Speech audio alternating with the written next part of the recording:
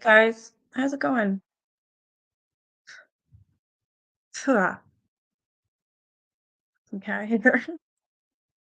Hey, Mama 3. Hey, Deb. Hey, Cool Gamer. Hey, Great Dane Mom. I was gonna say something, I forgot.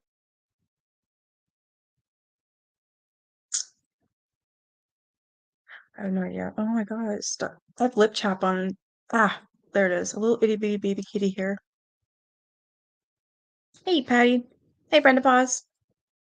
So I don't know. Have you guys ever heard of the Falcon Lake incident? This happened in Canada, in Winnipeg, Manitoba, Winnipeg. I was hoping that Autistic Shill would be here. She's the one who mentioned it. And I love things, all things paranormal, so I was like, let's do it. You've never heard of it? Oh, I'm sorry, Mama 3. You have heard of it? Um, I did vaguely years and years ago. Um, like I remember, I don't know how I'm always reading, so I think it was from the Unexplained Mysteries book that I had. I'm pretty sure that's where I seen it. So there's like there's a couple articles. There's even CNN covered it. There's a few minute broadcast on that. So I found a bunch of stuff. I was just gonna go through it with you guys and kind of read what happened with him. But that there, that's his chest. Like that's weird. Actually, I should pull up a photo of his actual chest and see if I can get it bigger.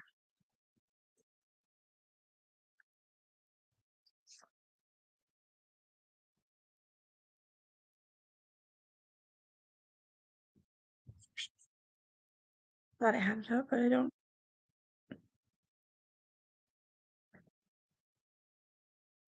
There, got it.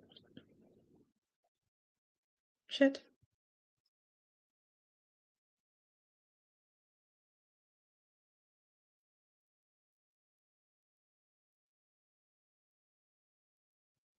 It's creepy. Like, what the hell is that? It's like 5 down and I think 4, yeah, 4 across. So the width is 4 circles. The length is 5.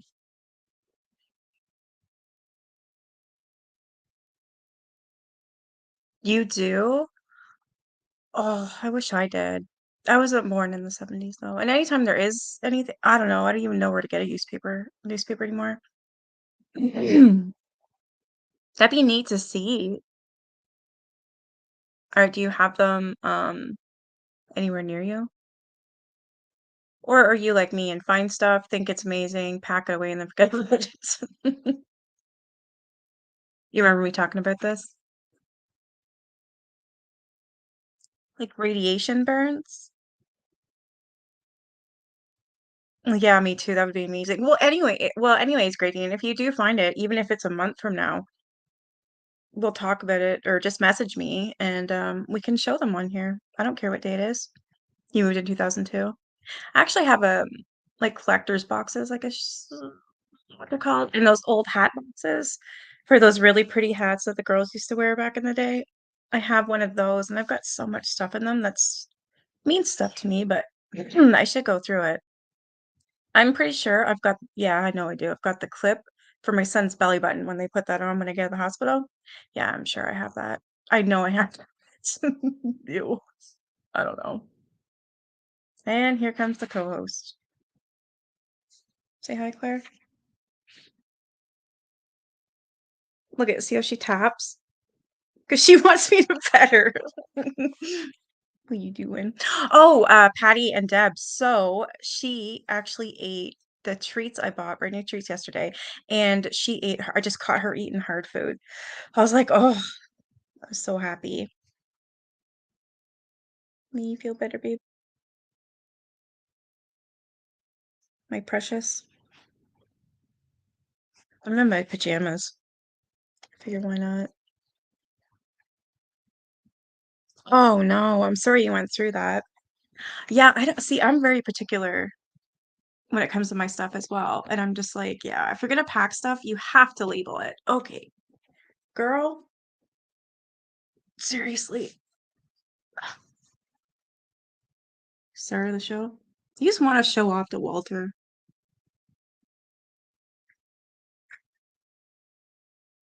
She is, she's always I don't know, I don't know what I'm gonna do when she's gone. Honestly, I really do wanna get her stuffed, so I can just walk by and talk to her like I always do. A stuffed Claire. I think it'd be funny. Like, fist bump. Alright, I'm gonna get into this. Yeah, exactly, agree, Dana. Yeah, I totally agree with that. Alright, I need to share which one?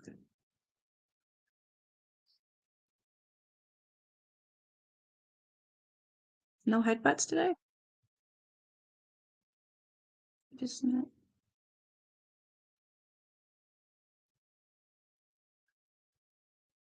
All right, so it's titled The Falcon Lake Incident, Canada's Most Documented UFO Encounter.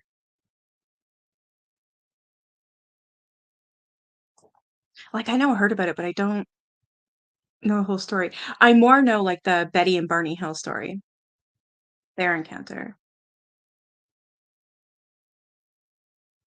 So this is like a whole intro describing everything. And then on the other page, a Tetris effect. Oh, it's in something else. Um, and then on the other page I found I think there was other incidents or something like that. All right, I'll stop scrolling through like an idiot. So the introductory for this incident says among one of the most well-recorded UFO experiences ever before in near in occurred in near in Manitoba.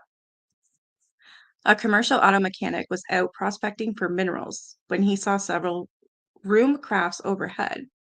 Yeah, I found that like who goes out to look for minerals? I don't know.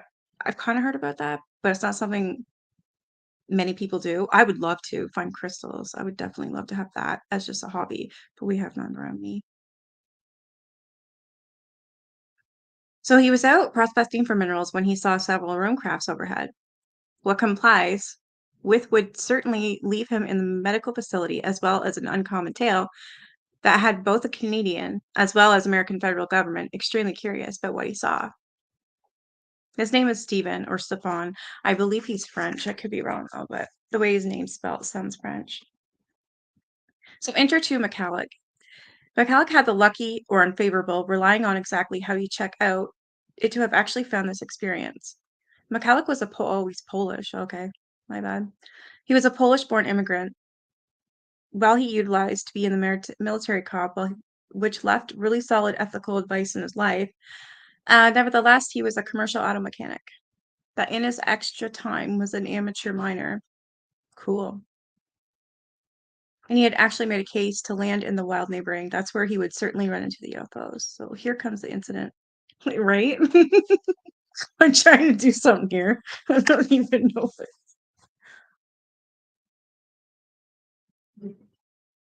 All right, so here's the incident. Is your camera on? Yeah.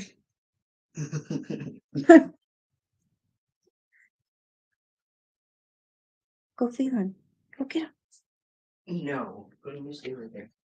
Fine. All right, so this is the incident. It says on the 20th of 1967, Michalik went to his insurance claim in the timbers, discovered a team of geese, obtained surprised as well. Okay, this writing is really weird. I'm just going to tell you that now. It's different, but this must be from him. I don't know. So he discovered a team of geese, obtained surprised as well as start to beep anxiously. Yeah, this is weird. There's no whoever wrote this, there's no capitals or it doesn't freaking make sense.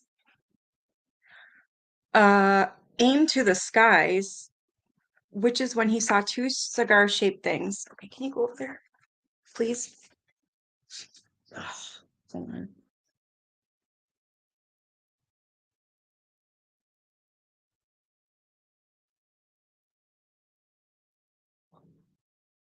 There's autistic. I'm finally doing it. Yeah. Whether Alex or aliens who stole me. There you are. Yeah, I'm happy you're here.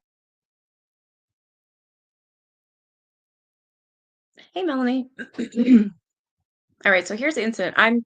So yeah, the writing is not very great, so I have a feeling he either wrote it himself or was telling the story as is to another Polish person or something, because it's just weird. It's very strange writing, but I'll try and make sense of it as much as I can.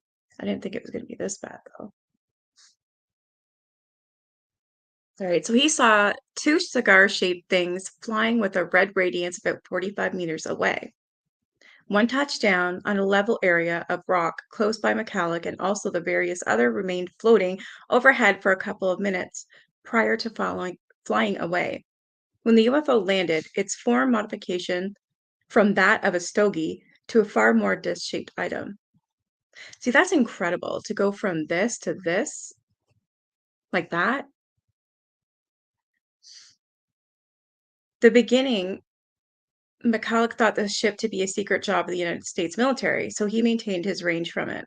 Rested close by, as well as throughout a half hour, he sketched what he saw down on paper. Lastly, after completing his illustration, Michkalak returned to his feet and also came close to the UFO, the air obtaining warmer, as well as scenting even more like sulfur. Ooh.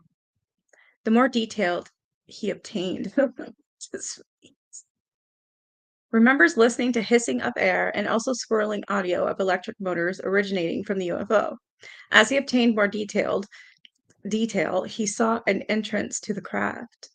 Inside the opening were brilliant lights and also the audios of voices. Shouted out, supplying his support, however. Is there something else? This is weird.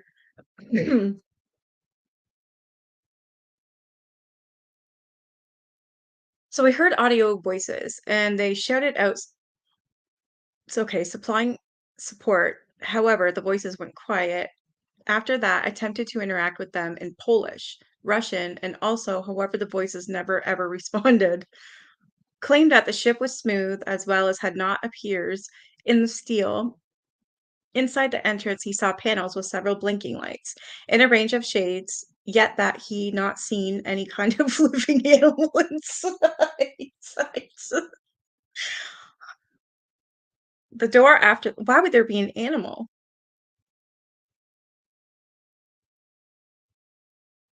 Range of shades, yet that he cannot see any kind of living animal inside. The door after that closed with three panels, securing of the entry to the UFO.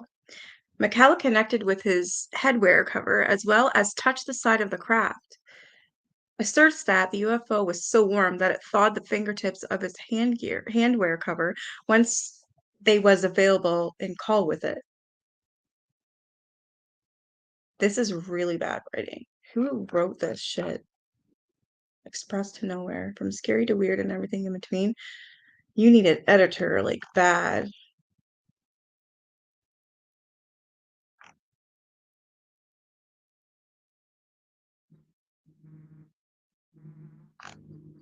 The UFO, after that, started to rotate counterclockwise. On the side of the craft was a panel that had a grid of openings on it. The ship instantly pressed a huge blast of warm air or gas out via the grid, the pressure pressing Michalik in reverse onto the ground. It captured his t-shirt ablaze, which he promptly detached his boat. Sir. So I'm assuming he meant when a t-shirt caught on fire, he took it off. The ship after that flew upright into the skies and also was never ever seen once more. Ended up being really dizzy as well as upset as he made his method with his timbers back to the resort. Quickly captured a bus back to Winnipeg and also inspected himself right into a medical facility to be dealt with for the burns on his breast. His child would certainly later on claim that he keeps in mind seeing his dad as well as seeing him light, exhausted, and also giving off sulfur for days. That's creepy.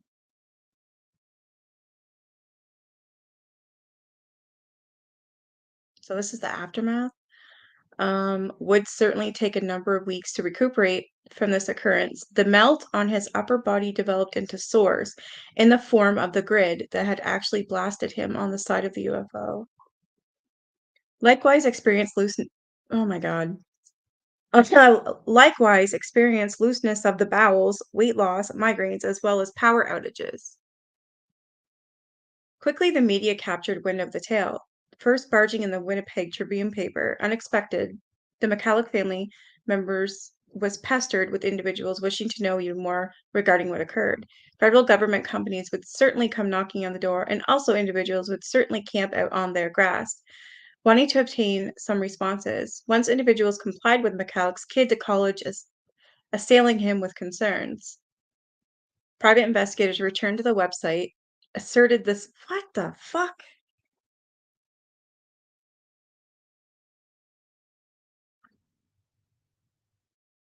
They discovered a 15-meter broad spot of planet without any type of plant life.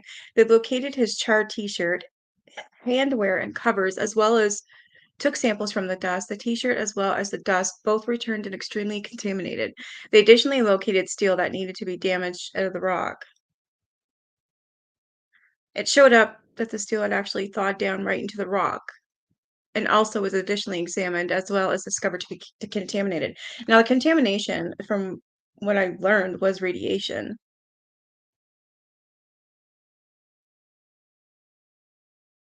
I know he got really sick. Damn, I wish this was like proper English. So he inspected himself right into the clinic in Rochester almost a year later on, where there he was emotionally reviewed by psychoanalysts that created a record regarding Michalak's claiming this and other that really practical, really down. I can't do this. There's got to be something else. This is ridiculous. Where the hell is it?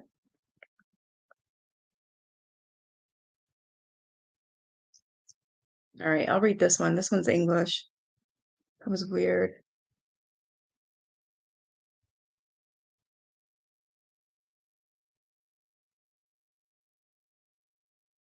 Oh, gotcha. Hey, Benita.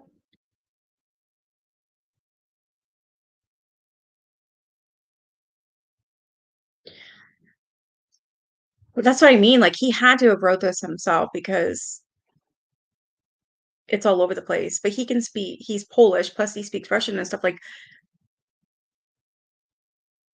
I don't know. Should I continue because this is his firsthand account? I'll try and keep making sense of it.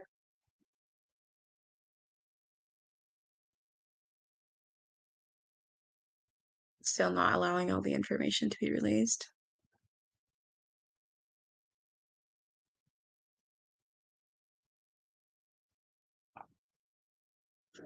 The occasions would certainly be well recorded by authorities, with over 300 web pages remembering the occasions of the incident and also attempting to clarify them. Items located at the Touchdown website were required to the RCMP, which is the Royal Canadian Mounted Police, the ones who ride on horses and wear the red. To the RCMP Criminal Activity Laboratory, however, nobody appeared to reveal the response to what truly occurred or exactly how he wound up with the strange burns on his upper body. Despite all the paperwork done, there appear to be no defects in Stephen Michalak's tale that would certainly lead somebody to think it to be incorrect. Nonetheless, not everybody thought Michalak concerning the incident. Nonetheless, not everybody thought Michalak concerning the incident. Okay. A skeptic called Sakulich looked quickly after the event at the authorities record, wrapped up that had actually truly been shed that the burns were triggered by himself because of alcohol intake and also not from a flying UFO. I'm sorry, but alcohol does not do that to your chest. Not at all. Outro the incident. Do you understand this? It took a number of years for points to wane for the family members, yet Michkalak never ever altered his tale. To the day he passed away, never ever altered his tale. While he still highly thought it to be UFO, he saw that day he really did not believe it was an unusual spacecraft due to the fact that he had no evidence of there really being aliens up inside the ship. Would certainly pass, oh, he passed away in 1993 at the age of 83. His boy would certainly later on create an unabridged publication describing all the occasions that took place bordering the incident. 2018, the Canadian Mint launched a $20 silver coin illustrating the occasions. It likewise shines at night to make sure that's rather cool.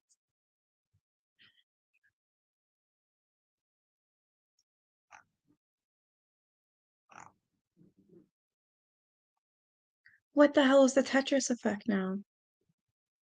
Dat, hi guy, you in here?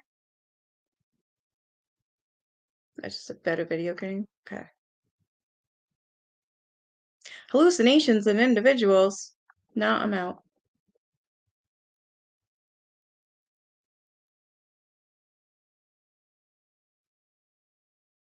Yeah, they all started mid-sentence. It was so weird.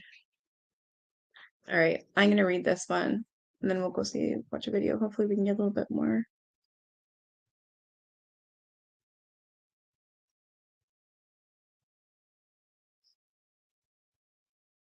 All right, so this one looks normal. So the Falcon Lake incident, this person says Stehan Michkalak was searching for minerals along Falcon Lake, 80 miles east of Winnipeg, Manitoba, on May 20th, 1967, when he heard the cackling of geese. Yay, it's more English. Looking up into the early afternoon sky, he saw two glowing oval-shaped objects on a steep, swift descent.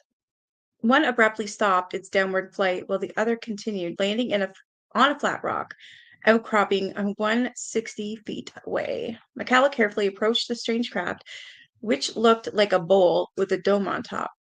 40 feet wide and 15 feet high, it emitted a humming sound and a sulfur stench. On the bottom half, just below the rim of the bowl, was a door-like opening from which muffled voices emanated. They sounded like humans, he reported. I was able to make out two distinct voices, one with a higher pitch than the other. Thinking he was dealing with a terrestrial craft, he addressed the speakers in several languages, asking if he could help. He got no answer. He poked his head through the opening into the interior, seeking only a maze of lights. At that moment, three panel doors slid across and sealed the opening. As Michkalak stepped back, he touched the vehicle's exterior. It was so hot that it burned his gloves. That makes more sense. Suddenly, the object rose, expelling hot air through a grid-like vent and caused Michalak's shirt to erupt into flames. An attack of nausea overtook him. As I can recall, he was really sick from this for years. Like he suffered his whole life, didn't he? Autistic. The Tetris effect, also known as Tetris syndrome, occurs when people devote so much time and attention to an activity that it begins to pattern their thoughts, mental images, and dreams. That is terrifying. That's happening to you suddenly. Yeah, it was like that. I figured. He was sick all the time.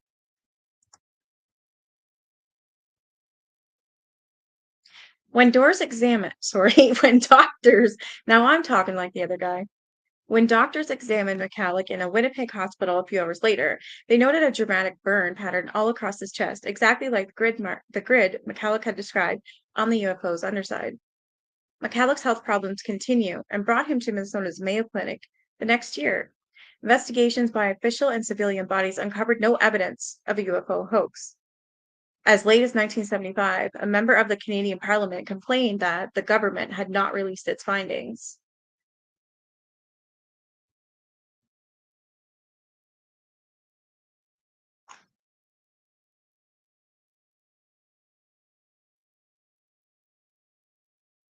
That's it.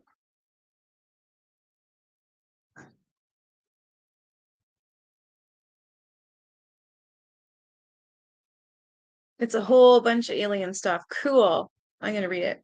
I'm interested. So this is UFO reports. Sometimes strange things passed unnoticed. Other times, the phenomena are so bizarre that they are widely publicized and investigated. These UFO reports represent some of the most popular puzzling cases of the past century. Take a look at these articles, blah, blah, blah.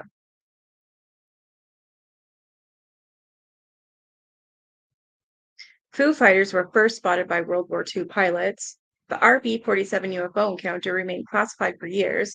The 1986 Alaska UFO marked the arrival of the giant mothership. Oh, scared the shit out of me. He left his game on.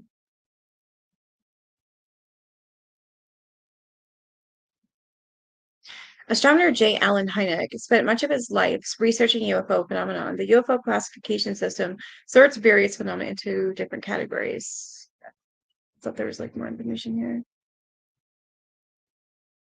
Oh, you want me to click on every single one?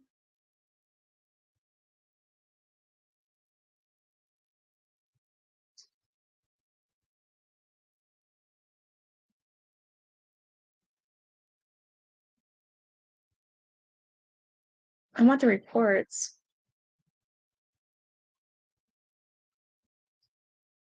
Yeah, this is the one I was telling you about, the Betty and Barney Hill. This one is more known.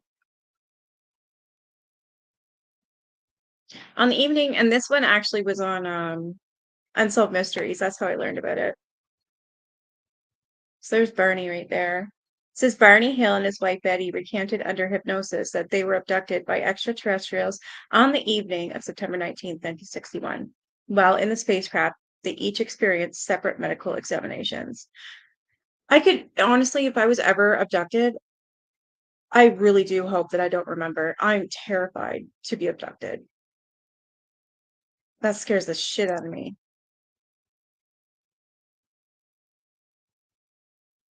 Just article.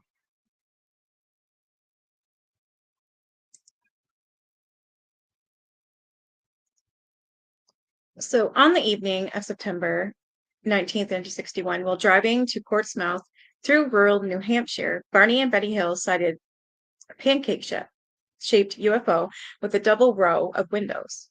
At one point, they stopped their car and Barney got out for a better look. As the UFO tilted in his direction, he saw six unicorn beings inside. Suddenly frightened, the Hills sped away, but soon a series of beeps sounded. Their vehicle started to vibrate, and they felt drowsy. The next thing they knew, they were hearing beeps again. That's what that Polish guy said.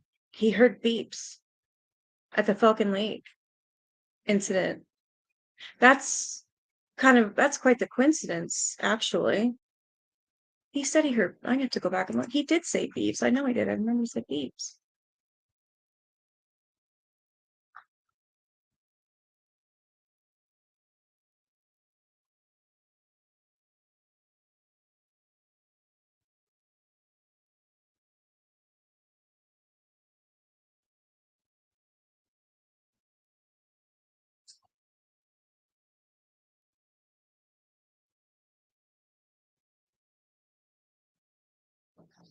I'm trying to find it.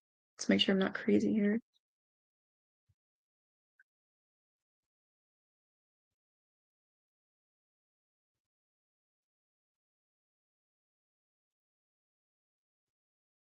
Am I like seeing things? I know, I swear he said beeps. Michkalak said beeps, right? Yes. There it is. Right in the okay, right in the beginning it says on 20 so it 1967, the 20th of whatever month, um, Michkalak went to his insurance claim in the timbers, discovered a team of geese obtained, blah, blah, blah, blah, blah. Okay, the geese beaked anxiously, or the flying thing. So they started, the geese were surprised as well. They started to beep. Okay, they started to beep, not the thing.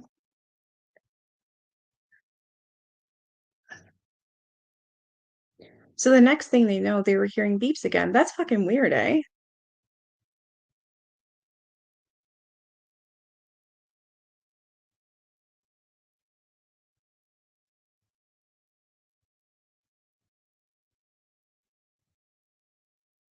So the next thing they knew, they were hearing beeps again. The UFO was gone. When they arrived home, it was 2 hours later than they expected. Somehow, the hills had lost 2 hours. See, usually, I'm surprised by that because usually it's more than that. It's like 10 hours, even 20 hours that these people lose. A series of disturbing dreams and other problems led the Hills to seek psychiatric help.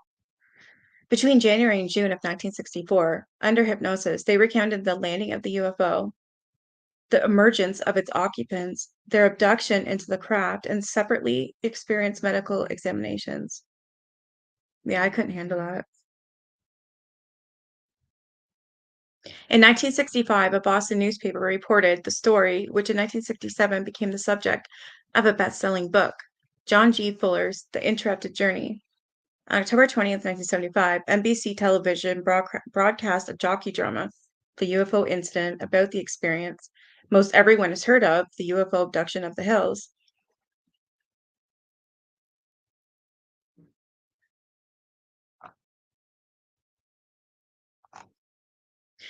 At the time, it shocked even hardcore ufologists. Nothing quite like it had ever been recorded. Ufologists did know of a bizarre December 1954 incident from Venezuela. Well, okay, I don't think I heard of this one. Four hairy UFO beings allegedly tried to drag a hunter into their craft, only to be discouraged when his companion struck one of them on the head with the butt of his gun. In any case, ufologists traditionally viewed with suspicion claims of on-board encounters with UFO crews. Those kinds of stories were associated with contactees who were regarded, with good reason, as charlatans who peddled long-winded tales of meeting with godlike space brothers. The Hills, however, had a sterling personal reputation, and they returned from their experience with no message of cosmic uplift.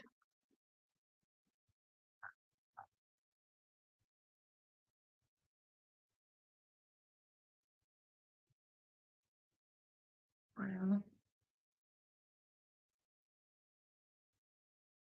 Alien abduction stories have spread widely over the last 100 years, though they did not truly hit their stride until 1961,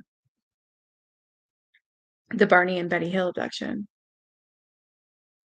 Some abductees report their abductions as warm, pleasant experience with intense psychic contact. Other abductees have reported that aliens conducted scientific experiments of operations on their unwilling patients.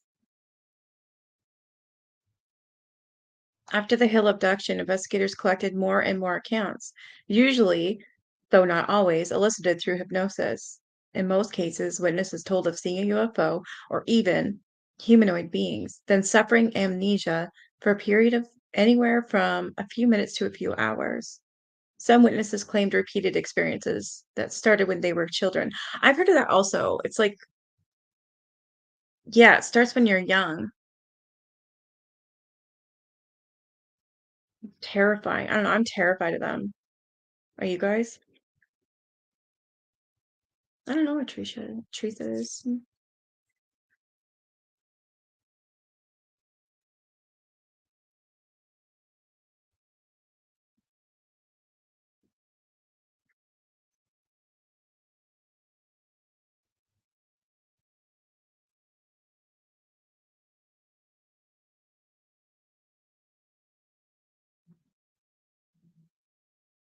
The clear implication was that UFO beings, typically described in these instances as little gray humanoids with oversized heads, slanted eyes, two holes for a nose, and a slit for a mouth, had a long-term interest in certain human beings.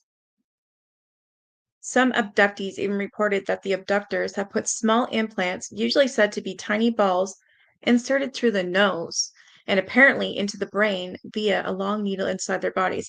Okay, that reminds me of that movie that Arnold Schwarzenegger was in, Total Recall, when they take that silver thing and shove it up that was red, a red circle, and they shoved it up his nose. That's exactly what that reminds me of. In time, new and even more unsettling dimensions to the abduction experience came to light.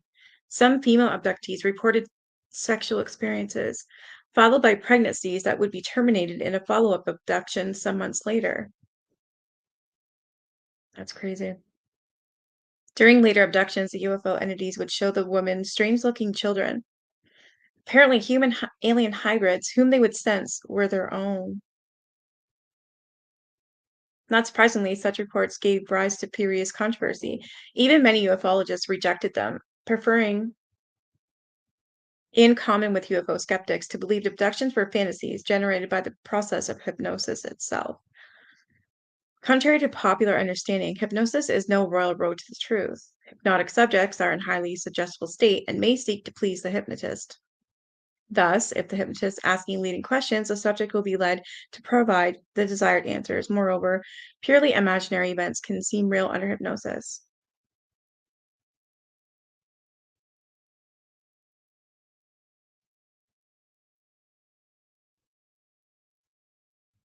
A growing number of mental health professionals have contacted their own investigations of the abduction phenomenon. In the early 80s, psychological testing of a small group of abductees in New York indicated that they suffered from post traumatic stress disorder. Dr. Elizabeth Slater, a psychologist with a private practice in New York City, remarked that these findings are not inconsistent with the possibility that reported UFO abductees have in fact occurred. Other studies have since then Other studies since then have come to similar conclusions, and the scientific investigation of the abduction phenomenon continues.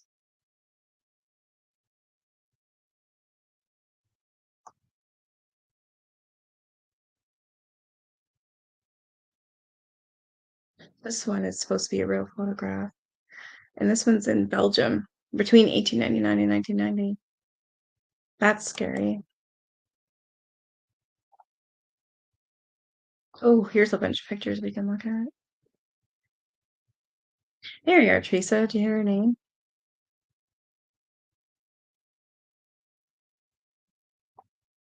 Yeah, it's a good point.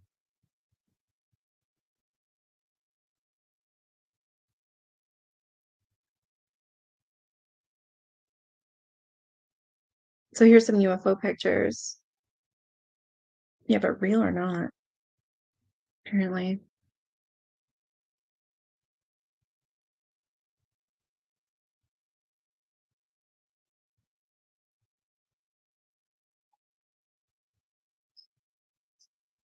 Wow, look at that one. Yeah, that's scary. This is the one from Belgium.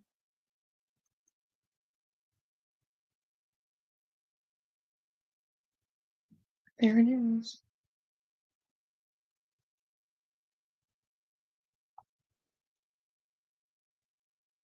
This photograph first appeared in the Patterson Morning Call on August 1st. The photographer has never been investigated, so no conclusions about its authenticity can be reached.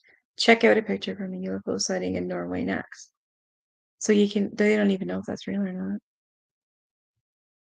And it's not saying the year, it just says August 1st. Between 1981 and 1986, mysterious lights in Norway's remote Hessedalen Valley alternately hover or streaking at incredible speeds, puzzled residents as well as scientists and ufologists who came to investigate. It's weird.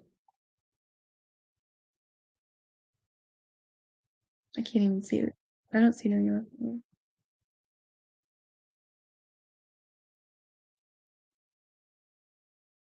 This is from 1958. So January 6, 1958, from the deck of the Brazilian Navy ship Elmiro Baruna took four remarkable photographs of a Saturn-shaped UFO as it passed over Trinidad Island off the coast of Brazil.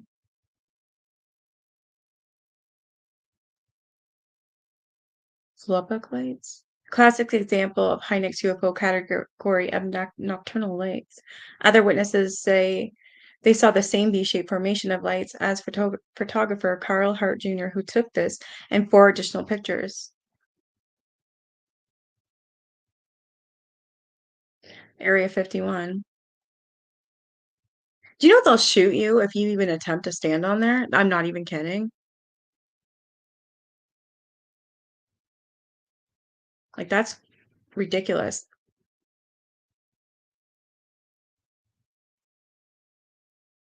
Rachel is the name of a small town that borders the Area 51 testing facility.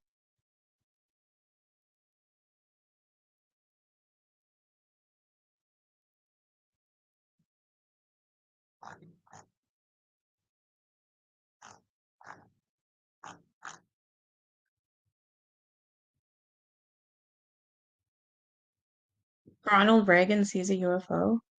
Really?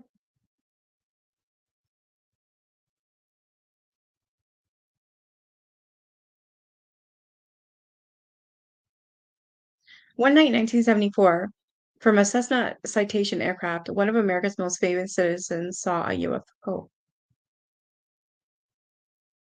There were four persons aboard the plane: pilot Bill Painter, two security guards, and the governor of California, Ronald Reagan. As the airplane approached Bakersfield, California, the passengers called Painter's attention to a strange object to their rear. It appeared to be several hundred yards away, Painter recalled. It was fairly steady light until it began to accelerate. Then it appeared to elongate. That's creepy.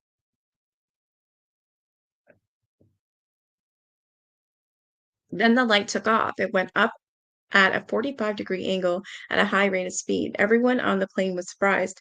The UFO went from normal cruise speed to a fantastic speed instantly.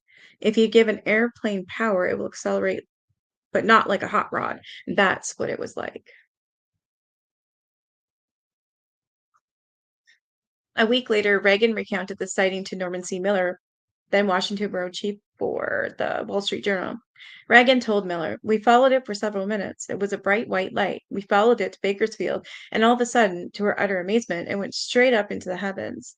When Miller expressed some doubt, a look of horror came over Reagan. It suddenly dawned on him that he was talking to a reporter. Immediately afterward, according to Miller, Reagan clammed up.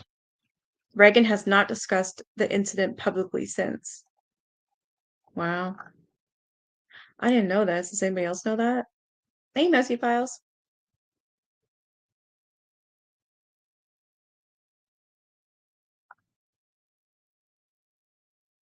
I love beef stroganoff.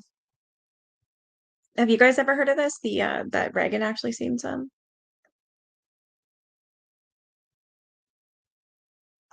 Yeah, I made cheese for supper, you mean? Yeah, I made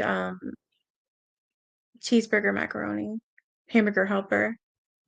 It's usually really good, but I couldn't eat it tonight, and I don't know why. I don't know. I think because I had the virus, I don't have my taste back. I know I still don't. It's not as bad as it was. It's getting there, but some things that I used to love, they don't taste good anymore. You've seen them, Vanita? I have as well.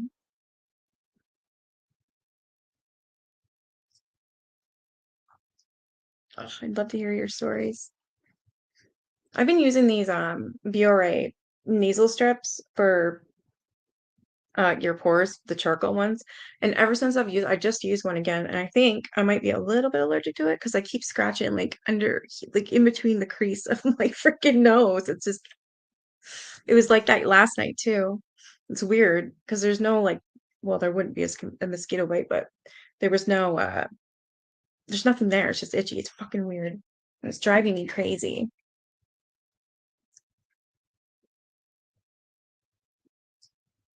Yeah, see what I normally do with that, Teresa.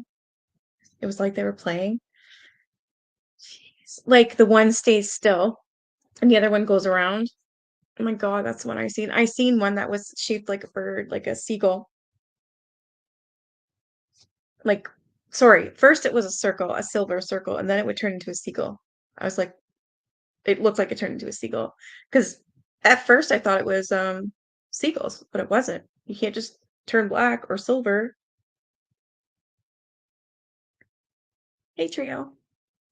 Yeah, see, I like those too. I'll usually, if I make the hamburger helper, especially the cheeseburger one, I will add a can of stewed tomatoes and an onion, um, and I'll mix it all together, and then I'll grate a whole bunch shit ton of like marble cheese on top and bake it in the oven, and oh, it's so good. They were going from a bunch of clouds to another and follow each other, and it almost looked like dancing. Wow. Yeah, like I was having a really hard time that day trying to figure out what the fuck I'm looking at. Like, scared the hell out of me.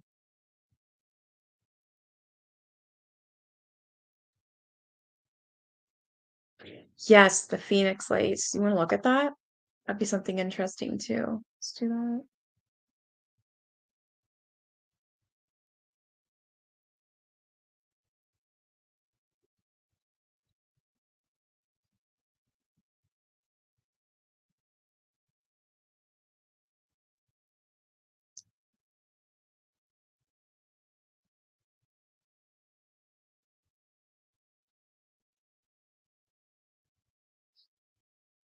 I think that one also was on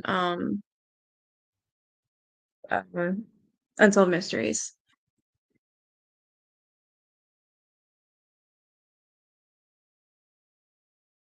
Yeah, doesn't isn't there doesn't isn't there like a oh my God, a cell phone image of that or video? Or is this the okay, 2007? Yeah, there was a somebody recorded this, didn't they? Or no?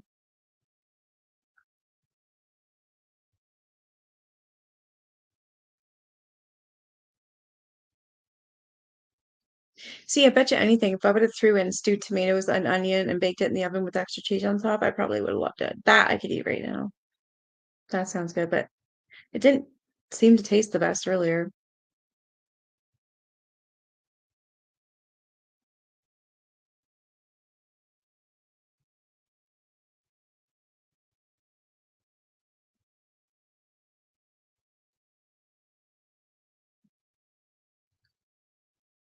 Hell, I can't.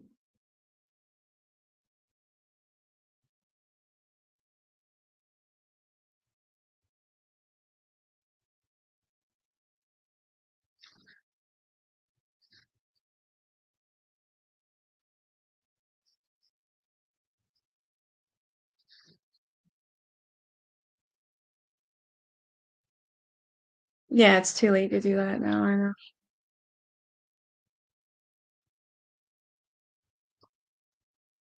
Yeah, it's usually the country, right? Yeah. In 1973, two men claimed to have been abducted from Pascagoula. Really? I like Unsolved Mysteries. There's a few episodes on there where people were abducted. The one I watched, it had a set of twins, two men, and I just almost wanted to cry for them. They were so hurt and scared. Um, they were on a boat and they seen a UFO in the sky. They thought it was interesting. They looked at it. So the twins were on a boat, and then they had, I think, three other friends with them.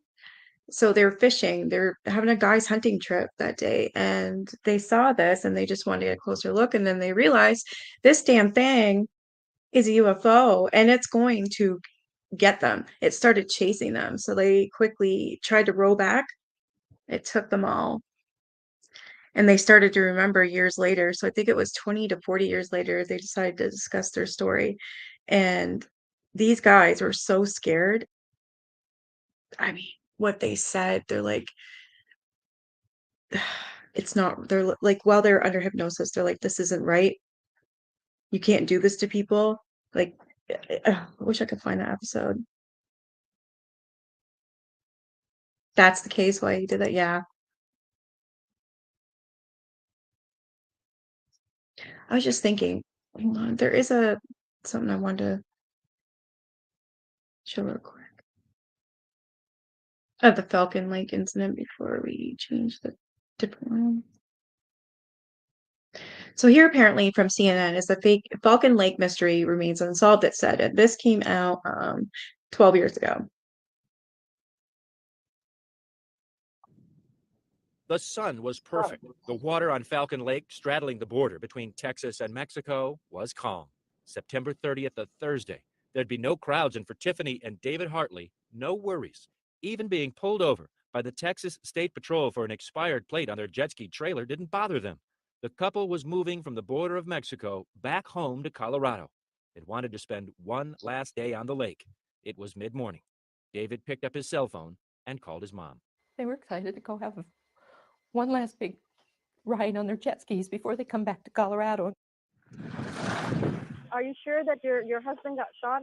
Yes, he was hit in his head. Just hours after the carefree call to Colorado, a frantic Tiffany Hartley was calling 911, telling a story at first not everyone would believe. When you're in shock, you don't even remember some stuff. And simple 911 call, you didn't even remember it. She was telling the operator she and her husband were ambushed, attacked by Mexican pirates. Tiffany said she'd escaped racing on her jet ski, but her husband had not. He was thrown off the jet ski and I couldn't pick him up. What the hell? I thought this was... Tiffany's account of what happened hasn't changed since that day, that she saw her husband get shot, that she jumped in the water herself to save him, and when she turned her husband's body toward her, saw the hole in his forehead. Jesus, when I sat that's down awful. with her, she was calm. My jet ski. This is it? This happened. It just doesn't. Has happened before in the other events, the other cases. One of those who does believe her, Zapata County Sheriff Ziggy Gonzalez. Who does believe her, Zapata County Sheriff Ziggy Gonzalez. Don't tell me it was you. In the other events, the other cases. One of those who does believe her, Zapata County Sheriff Ziggy Gonzalez. We've had along the border murders, home invasions, burglaries, rapes, all types of crime. Gonzalez says Falcon Lake has pirates, and he says the fishermen were told to stay off the Mexican side of the lake and were sent on their way. Says his hands are tied, but the head, little information about the status of their. Tiffany said, Jesus, I thought this... real. For fuck's sakes. Sorry, guys. I thought this...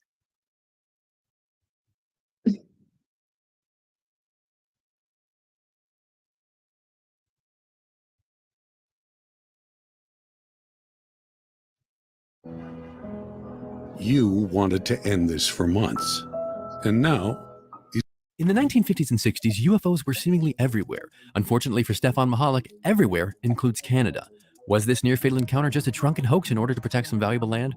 A drunken hoax. Was it aliens?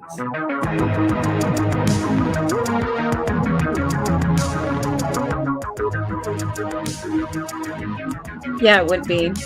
Popsicles. Hello, everyone, and welcome to Was It Aliens, where I tell the story of an alien experience as it was explained by the real-world people who lived it. And my guests, a skeptic and a believer, decide, was it aliens? Hello, friends. Hello. Are you ready for a story?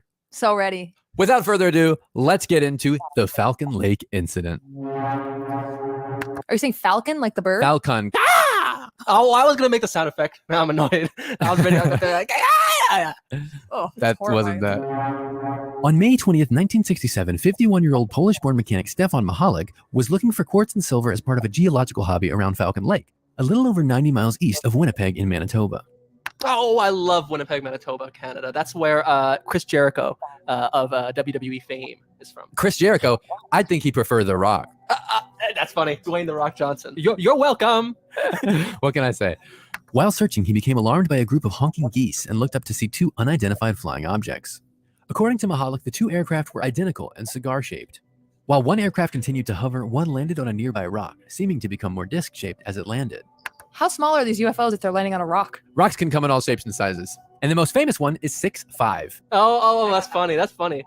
One They're hovercraft took off annoying moments me. later, but the one on the rock stayed there, allowing Michkalak to begin sketching it. You know what? Oh If my- we have well, to, you know what? we don't have to watch This this. is definitely the. But if we're gonna watch this, I want BuzzFeed. I guarantee they've got something on. Where are you? You always do something. Ooh, I love Mr. Ballin too.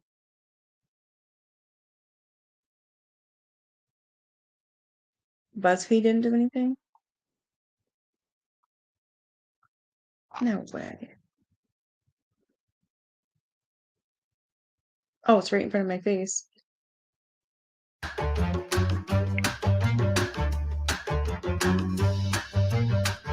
In the 1950s and 60s, UFOs were seemingly everywhere. Unfortunately for Stehan Michkalak, everywhere includes Canada. Was this near-fatal encounter just a drunken hoax in order to protect some valuable land? Or was it aliens? What the hell? Two different channels, and they both said the exact same thing. Why? That's weird. Do you not think that's weird? They said the exact same thing. Sorry, Claire, but I'm very uncomfortable.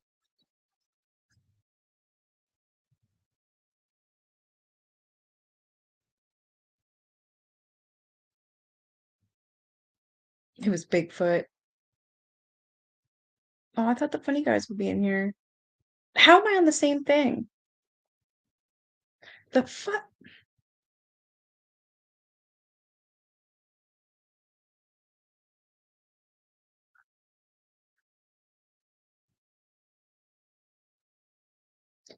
Whatever. He's better. In The best.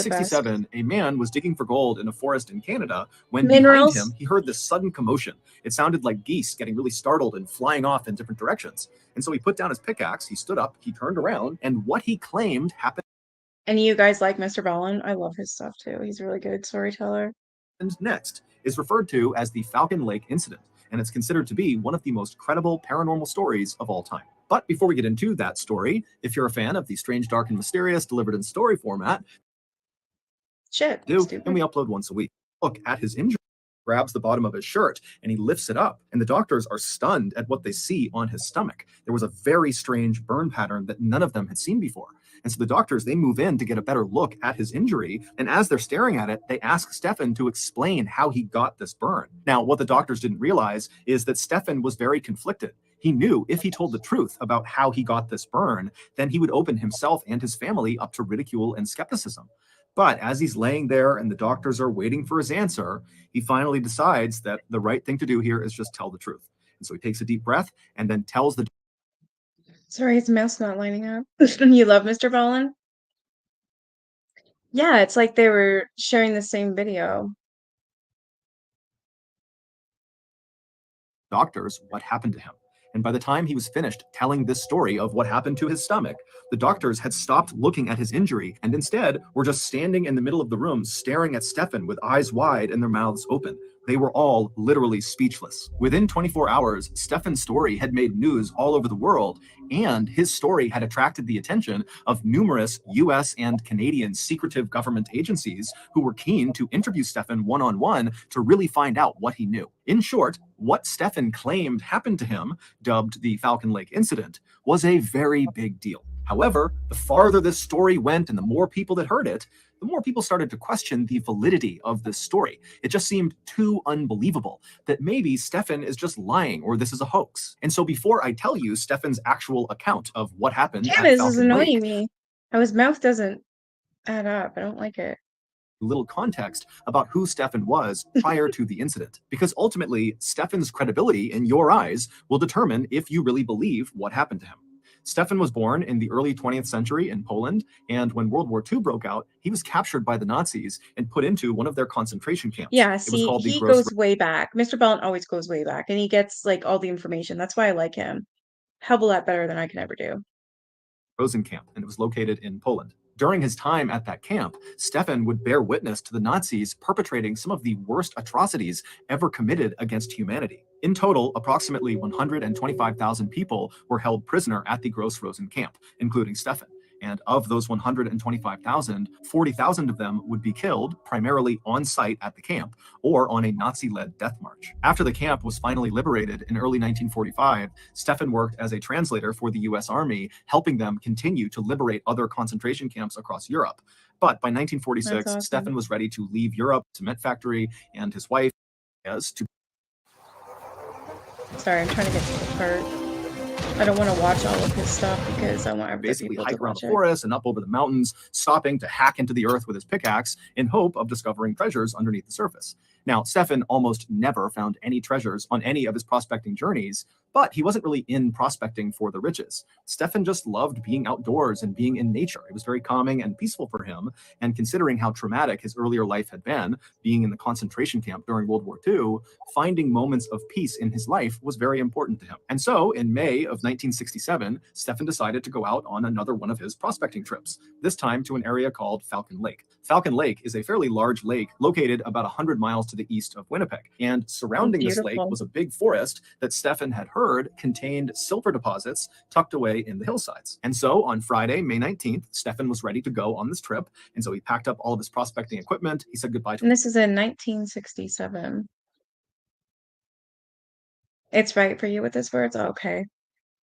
You just sub to his channel. You'll like him. He's good. Yeah. Did you? Oh my God. So I should have played it. I love it when he says to hit the subscribe button. Oh my God, he's always got something funny to say. It's amazing. Yeah, he is a vet too. I need to play that.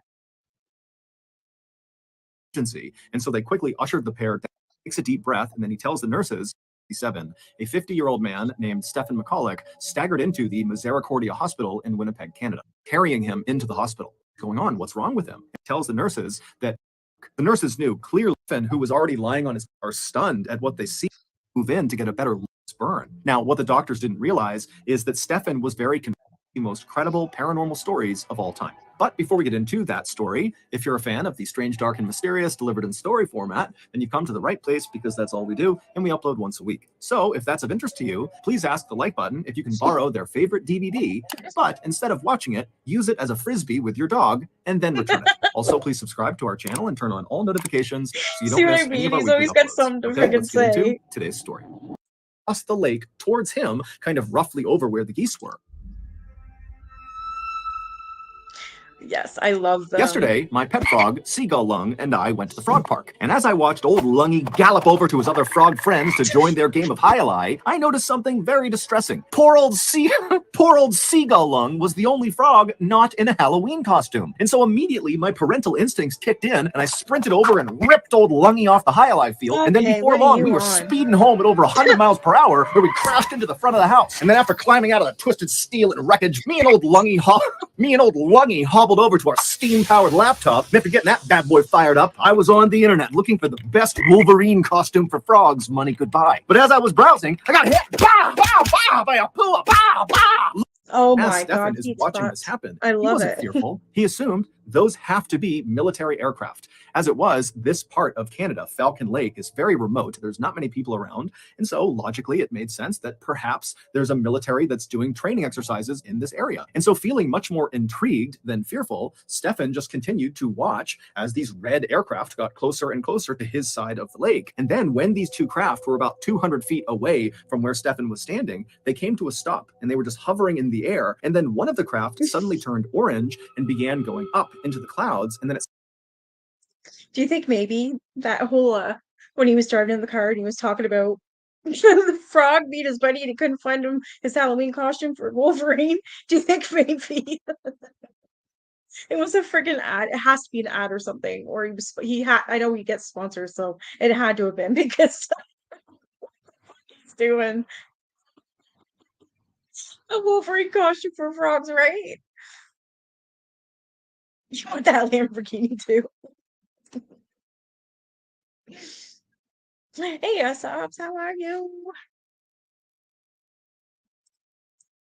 some point just vanished. And then the other craft, instead of going up, just continued descending very slowly, now very clearly towards this open rock face that Stehan was standing on. Now, again, Stehan was totally convinced that these were military aircraft, conducting some sort of exercise. And so he's not fearful. He is just intrigued by what he's seeing. And in fact, by this point, he had convinced himself that this second aircraft that was now coming down to land on these rocks must have experienced some sort of issue, and they were landing in order to fix it. And Stehan even thought to himself, well, hey, I'm a mechanic. Maybe I can help the pilot or pilots with whatever's going on with their craft. Once the craft finally did touch down on the rocks about 150 feet away from Stehan, it changed colors from red to stainless steel with an orange glow around the outside of the aircraft. And inside of this craft, a really bright purple light came on that Stehan was only aware of because there was a couple of small holes on the outside of this craft where this purple light was coming through. But these little rays of purple light coming out of this craft were were so bright that it actually was hard for Stefan to look directly at the craft.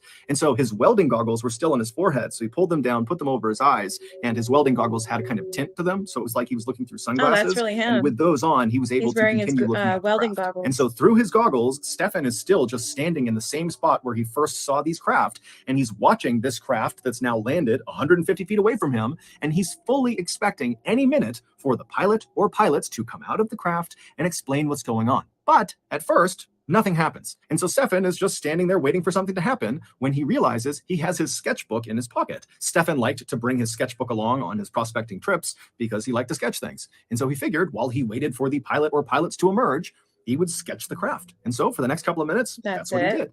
And then after Yeah, I can't read what he said, but so that's the real sketch. Real photo of Stefan's sketch.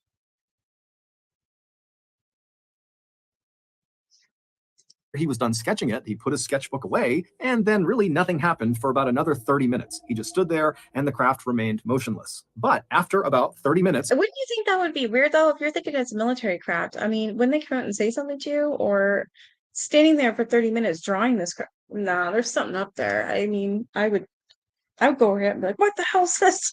of the craft having landed, it opened. There was like a sliding door on the side of the craft facing Stefan, and it revealed the... Yes. Oh, I'm going crazy. I'm stuck on this level again. What game is so hard? Beautiful, bright purple interior of this craft. But from Stefan's perspective, because of how bright the lights were and how far away he was, he couldn't tell what was inside of the craft. But Stefan's thinking, okay, clearly now the pilot or pilots are coming outside. And so Stefan felt really relieved, and he was just standing there waiting to talk to whoever was inside. But again, nothing happened. And so now, feeling just plain curious, Stefan decided, you know what, I'm going to walk over there and I'm going to yell into this open door to the pilot or pilots inside and make sure they're okay. And so he starts slowly making his way across the rock face towards this craft and this open door. And when he gets about 60 feet away from the craft, he suddenly stops because now he can hear from inside of this craft the sound of two voices talking to each other. You can't really tell what they're saying, but very clearly there is communication happening inside of this craft. And so Stefan assumed that must be the pilot. Yeah, and he assumed that it was people because the language was human from what I was reading anyways. Pilots, and so he called out to them in English. And the second Stefan yelled out to this craft, the voices immediately came to a stop, and they did not respond to Stefan.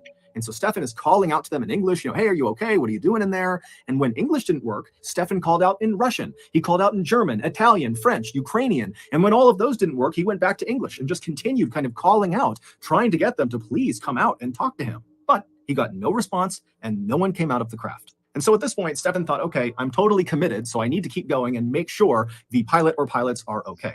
And so he continued walking closer and closer to this open door of the craft. And when he got about 10 feet away, he was suddenly struck by the incredible craftsmanship of this craft. He couldn't see any rivets anywhere on this amazing piece of machinery, meaning this craft appeared like it had somehow been carved out of one enormous piece of steel, which seemed totally impossible. Also, Stefan noticed there were no insignia on the outside of this craft. There was no flag or anything kind of denoting who was flying it. There was really nothing on the outside of the craft. But Stefan just kept on going until he was standing right outside of this open door. He's only a couple feet away from it. And now he's looking directly inside, and he doesn't see the pilot or pilots. And in fact, because of how bright this purple light is coming out, even with his goggles, it's really hard to see what's inside of this craft. But he can clearly see... If that was me, I don't think I would think it would just be military. I don't know. Yeah, I don't know. Inside, there was some sort of panel in the back of the craft with lots of flashing lights, almost like a computer, and there were other kind of columns of light moving around inside the craft at different angles. But after looking in this craft for only a few seconds, the door suddenly slid shut. And then Stefan, without really thinking about it, reached out and touched the craft. And the second he did that, two things happened. One, the hand that he touched the craft with, he was wearing a big welding glove. And the second he made contact with that craft, the leather glove began to melt. Not even catch on fire, it just instantly began to melt. And so he began frantically ripping. That is a real photo of his glove. Okay. I thought it all melted. ripping the glove off to get it off of him to avoid injury. And then the second thing that happened is the craft began rotating counterclockwise until this vent that was on the outside of the craft, one of the very few things that was on the outside of the craft that actually Stefan had noted in his sketch. He had drawn this grate that sat on the outside of the craft. There it is too. Look at this grate rotated around until it was aimed directly at Stefan. Now, to picture this grate, picture like a vent you would see inside of a building where air conditioning blows air out of, right? It's kind of like that same size, the size of a license plate on a car. And instead of there being vertical slats along the vent, it said real photo of an AC vent. like you would see with an air conditioning vent cover. On this vent, on this craft, it was like a checkerboard pattern with little buttonholes all over this vent. And so Stefan is looking at this vent, and then suddenly something shoots through the vent, like an explosion that hits him square in the chest and lights him on fire. His shirt is literally in flames, and so Stefan is frantic. That's his shirt. Wow. Frantically trying to rip off his shirt. He throws it on the ground. He stomps.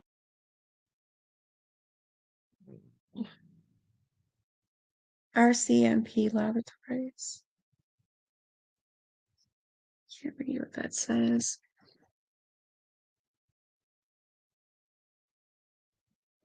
It says his name, Stehan Michkalak. Something UFO. Pumping the flame, and as he's doing that, he looks up and sees this craft has somehow immediately shot into the sky and is now disappearing into the clouds. Now, Stefan had no idea what just happened. All he knew is his chest and his stomach now hurt tremendously. But before he could deal with that, he developed this unbelievable headache. He suddenly felt so nauseous, and he felt delirious, like he was drunk. Trying not to panic, Stefan, who now is shirtless and badly burned, he ran over and grabbed. You know what nobody's mentioned, though, is the radiation. Every time there's a UFO encounter, there's always radiation. And it really freaking screws people up. It always makes them really, really sick. And I haven't heard them mention that at all.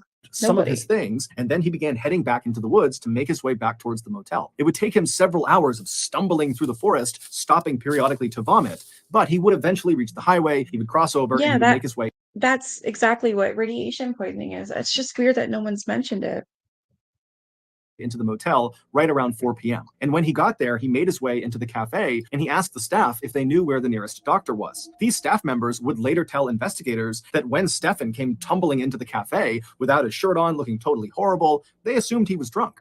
But after talking to him, he didn't smell at all like alcohol. Instead, he reeked of this horrible sulfur smell. The staff would tell Stefan that the nearest doctor was 45 miles away. And so at this point, Stefan decided his best bet was actually to just get on a bus and go back to Winnipeg, where his family could take him to the nearest hospital. And so somehow Stefan managed to make his way to the bus stop. He hopped on a Greyhound bus. He went to Winnipeg, and then his oldest son, Mark, met him at the bus stop and practically carried him into the hospital. The very strange checkerboard burn pattern.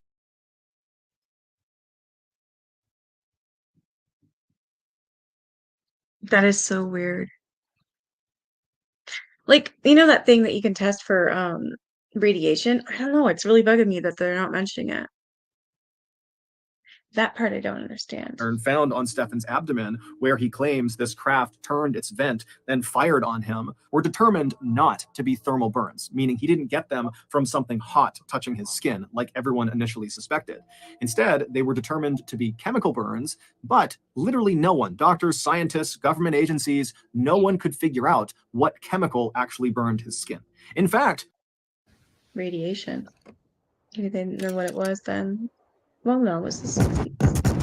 No one was ever able to actually identify what was causing all of these ailments that Stefan was complaining of, from the headache to the nausea to the weakness to these burns. And he was tested for basically everything, from radiation poisoning to very common ailments and illnesses, and everything came back negative.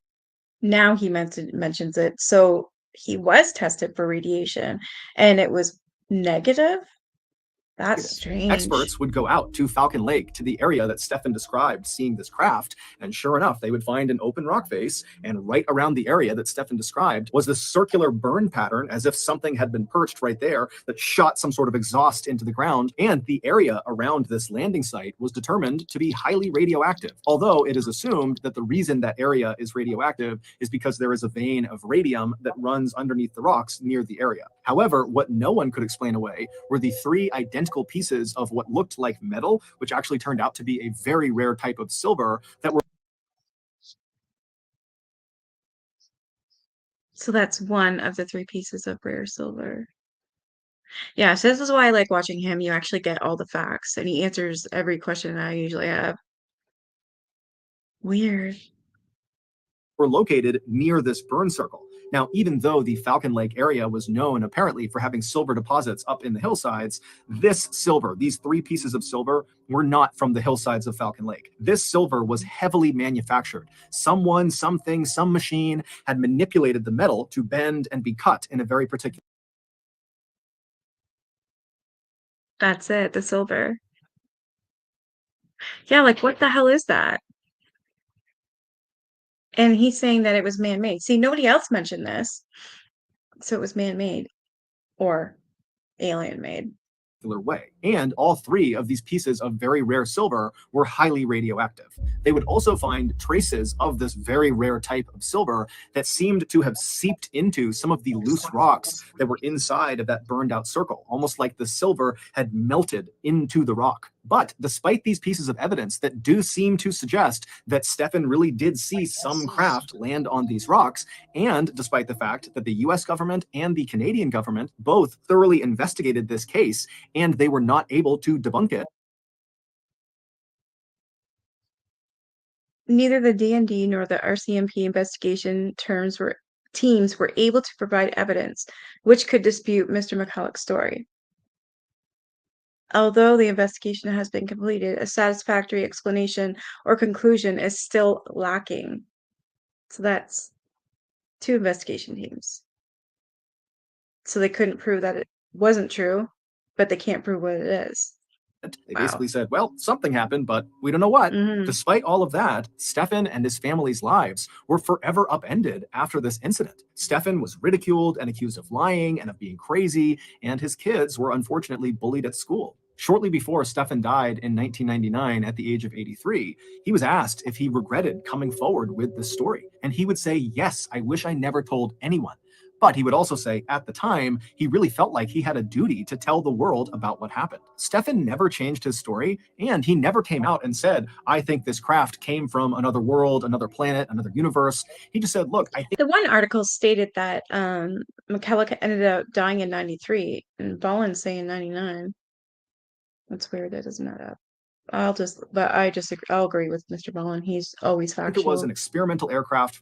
That's it. He also never made a dime on this experience. If anything, he lost money because he paid to write a 40-page pamphlet that explained what happened to him, and then he left all these copies on his porch. So if news people showed up or if nosy neighbors showed up and had questions, he would just.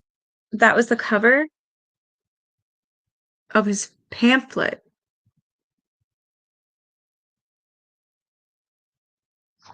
Point to the stack of the books and say, take one and read it.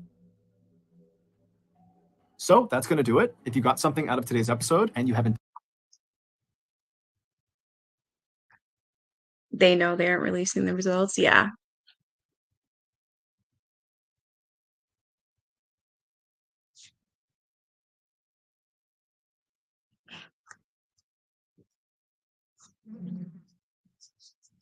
Yeah, he did speak different languages. Yes, Patty. Yeah. I'm assuming though, like alien talk is like, well, not of this world. God, seriously, your feet are out like that.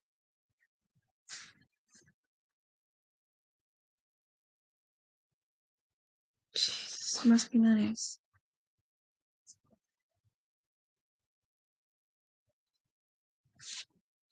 All right, now on to the Phoenix Lights. I should see if there's a video.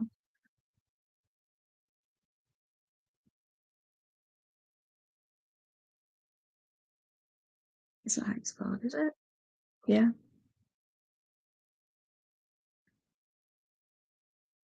Yeah, I want the footage.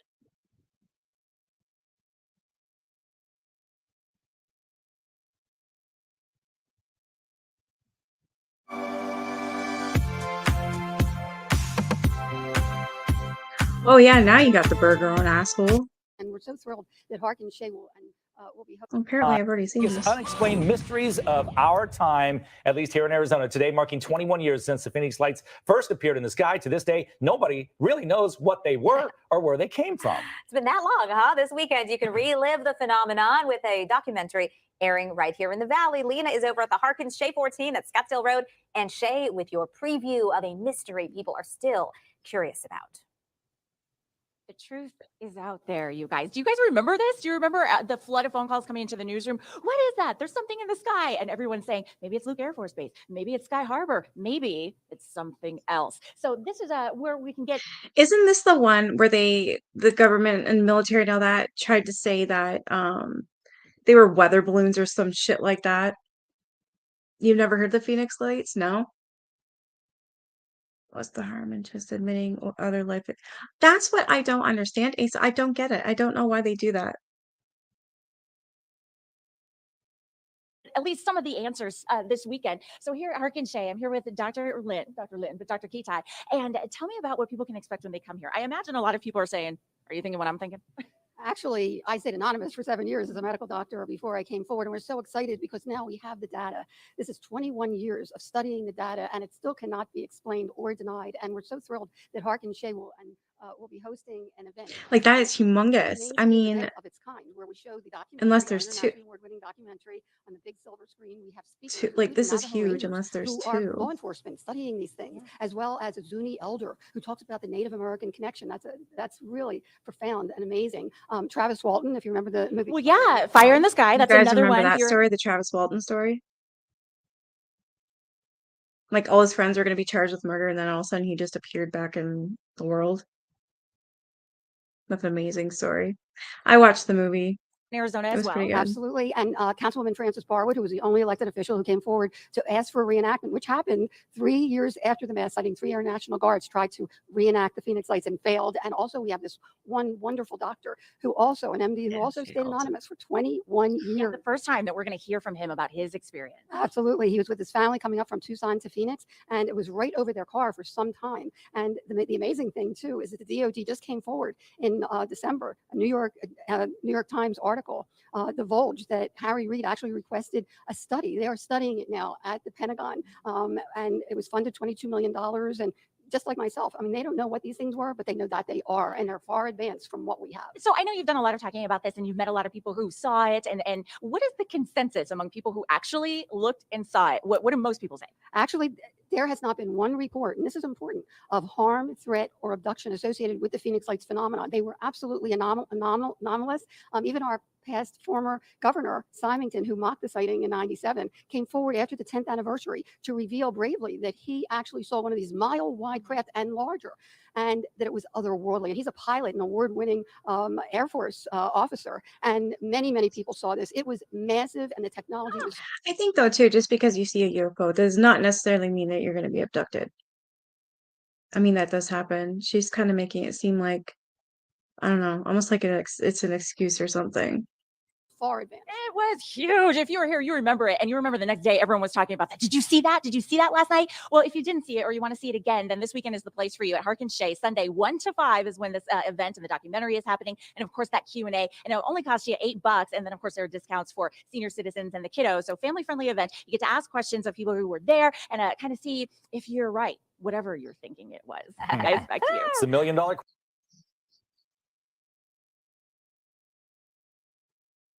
Ooh, here's some accounts. Personal experiences.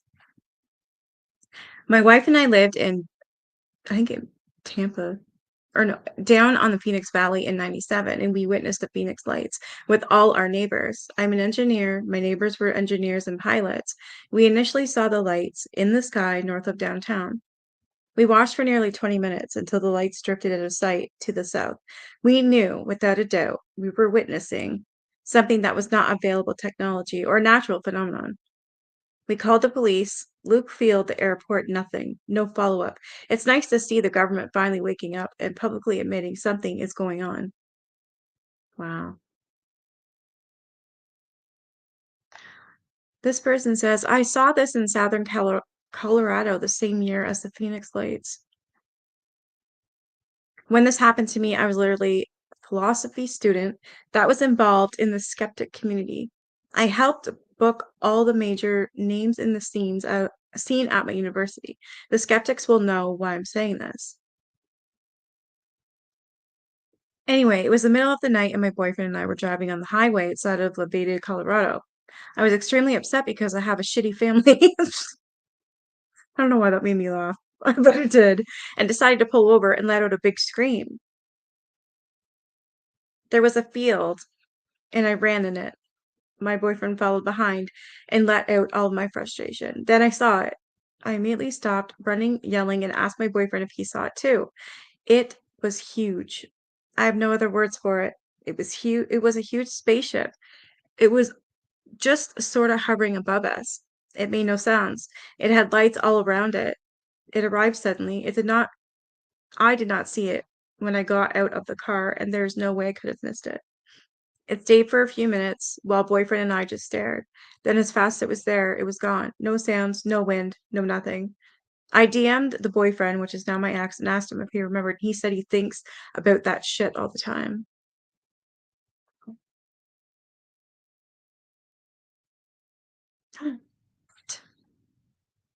Kurt Russell, he was the pilot? Really? No way. I gotta read that. I just want to see what you guys are saying. Oh, good. I'm glad you're back, see.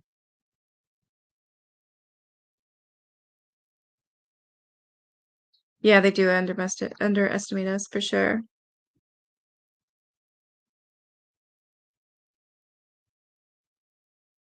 Yeah, maybe.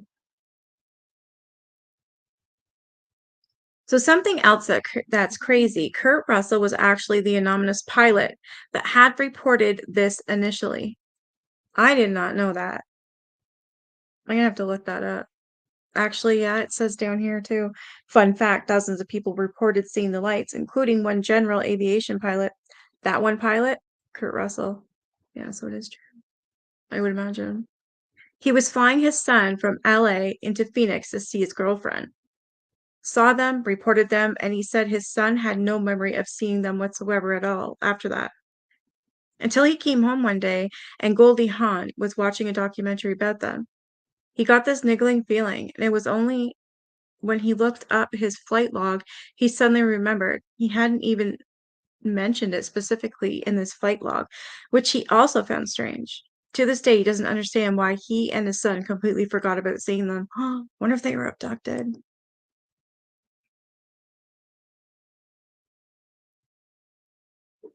There's an interview with him. Wow.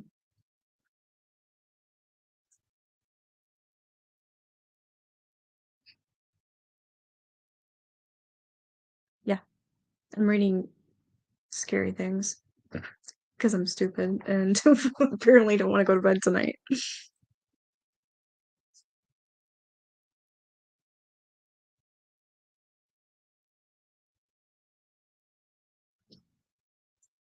Yeah, maybe. I don't know if that be that big of a deal at first. I don't know.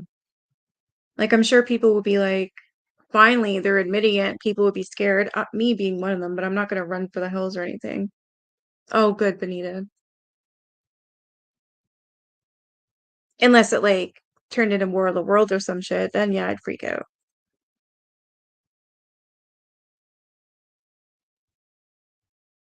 I like these personal experiences though. I remember riding the Greyhound bus to Missouri and saw this as a kid. It was very odd. All those lights rode up, making the outline of like a circle just hovering there for like ever. Only a few of us were on the bus, and everyone couldn't believe what we were seeing. Government tried to say it was some test. Yeah, that's a test run for equipment that were to fall from the sky, but nothing was falling. Yeah, nothing did fall. So remember I asked at the beginning, because I remember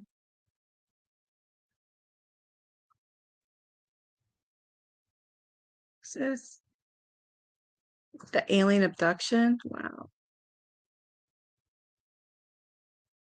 I saw the same exact looking thing or things north of Tulsa in about 87, 88 after a guy on the local radio station said that a natural phenomenon was going to fly overhead in a few minutes. So I got out of the truck to watch, and they flew pretty much directly over my head, fairly slowly from southwest to northwest to southwest, and the lights were white. No flicker or fade, and I could see the stars between the lights. So it wasn't one solid object. It was a perfect V formation of 7 lights to the best of my recollection, with equal spacing and absolutely no sound. Unfortunately, it was alone.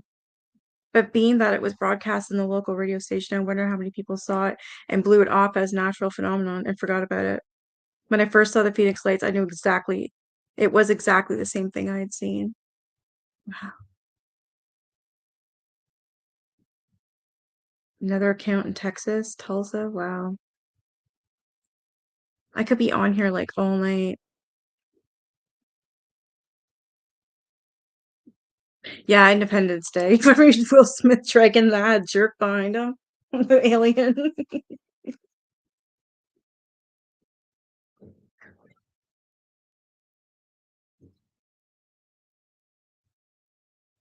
Yeah, it's a good movie.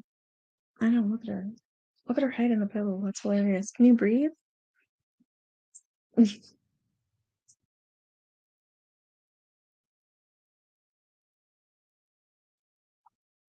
Alright, I should get off here because I'll be on here all night talking about UFOs. But I'd like to discuss this again.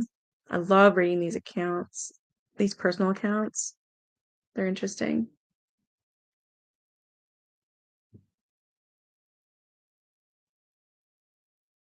So thank you for joining me. What's tomorrow, Thursday? Oh, tomorrow is the Black Dahlia Files at 7 p.m. Oh yeah, they got lots of UFO stories, Benita. Yeah. Yes. You guys have a great night. All right, I'll be back tomorrow at 7. Bye.